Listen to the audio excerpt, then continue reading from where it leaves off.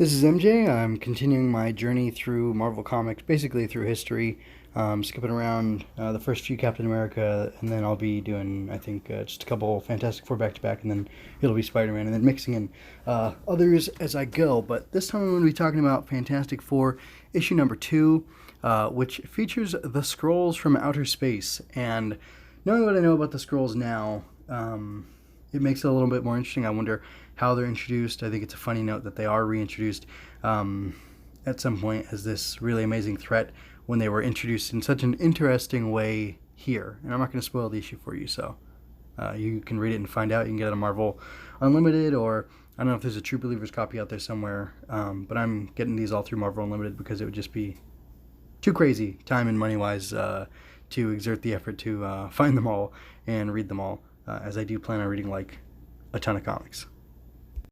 Anyway, we've got a lovely cover. It's bright, it's bold. The inside of the house that they're fighting the Skrull in has yellow walls, blue curtains, and a blue floor, and it's all minimalistic coloring so that the Thing, even Sue Storm, Johnny Storm, and Mr. Fantastic pop against the green-faced aliens that they're fighting in, gray overalls. And I find a funny detail here. One of the aliens, the one that is getting slugged by Thing, it looks like his collar's ripped, or like his collar was ripped off. And then the other one who's pointing a gun at Johnny Storm that looks like he's turning his flames off, or maybe Johnny's just getting his flame on. I don't know.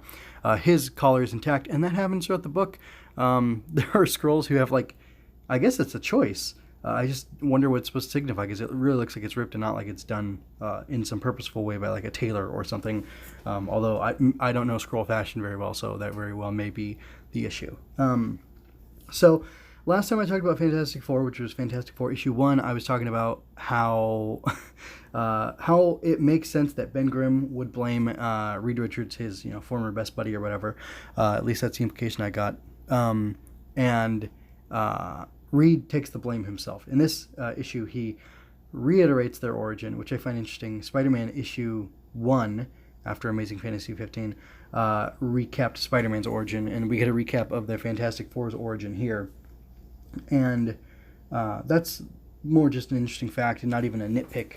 It isn't even a kit tin, which is a coin I phrased earlier today doing a review of another thing that I won't distract you with now. Anyway, so it's interesting to me that they restate their origin, but that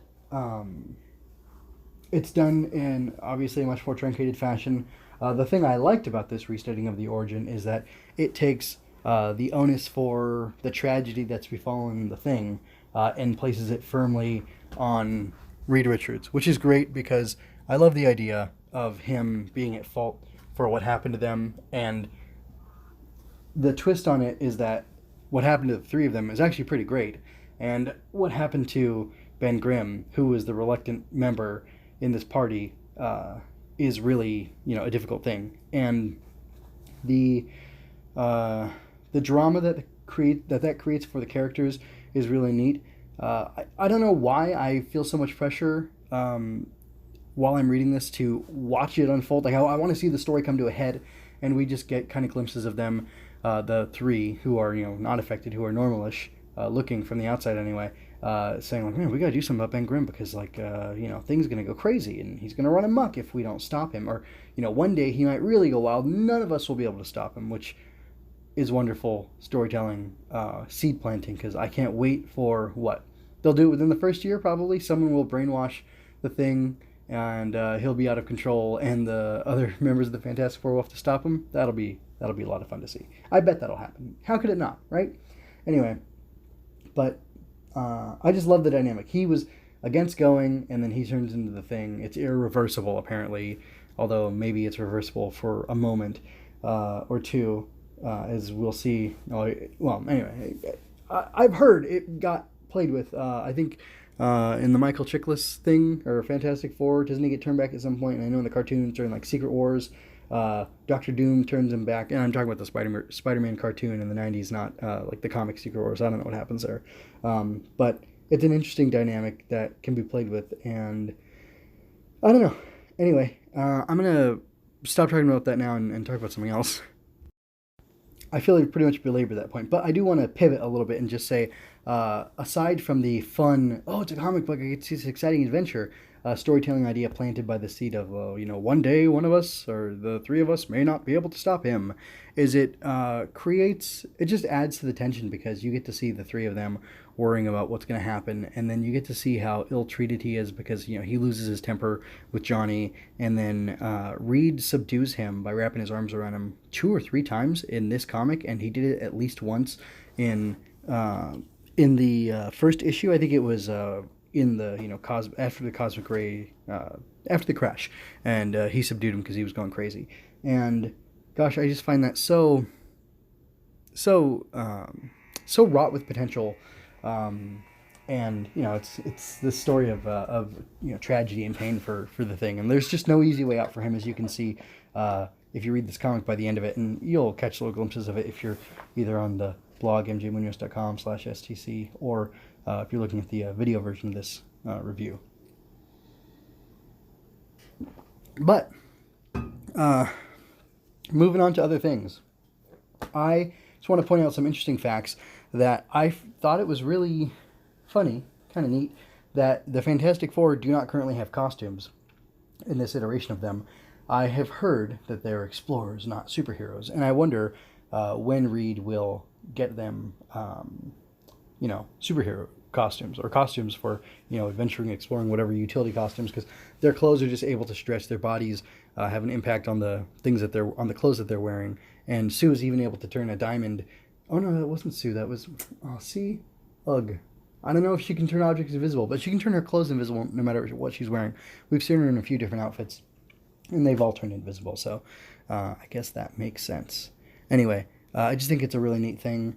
The way their powers are operating right now, it's a little bit like old comic logic that they weren't thinking about things too hard, and maybe it's also, new comic nerd logic that we would think about, or I would think about. Well, how does she get her clothes to turn invisible, and why don't Johnny Storm's clothes all burn and, become ash, and then he's left naked afterwards? Because, most people wouldn't want to have to deal with that, and it's not a cool power fantasy if you have to imagine that you're going to get naked every time you use your powers, and then that'll be super inconvenient for you. Anyway, the overall story was exciting and fun to read. It was a very quick read.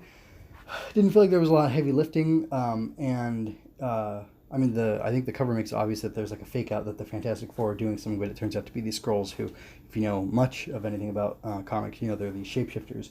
And it was a lot of fun to see how Reed overcame them with guile and wit, and he basically bluffed a victory. And of course the others were with him, but he did the talking and was the leader of their little group.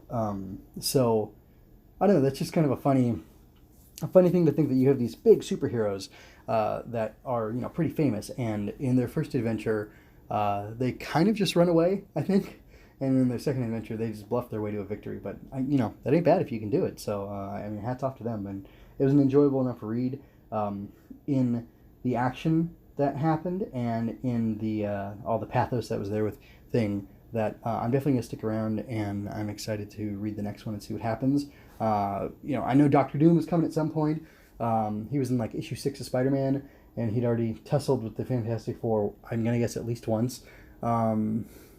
Probably twice though, because otherwise he wouldn't be known as this huge foe of the Fantastic Four and this super powerful guy that there would be a reason to have Spider-Man fight him. Anyway, there's that coming up, and then I'm curious about when Ben might get turned against them and have to fight them, because that'd be really cool to see. But that's pretty much all I have to say. I enjoyed this. I definitely recommend you checking them out if you've never read any of the older Fantastic Four books and you want to get a little into the history of Marvel Comics.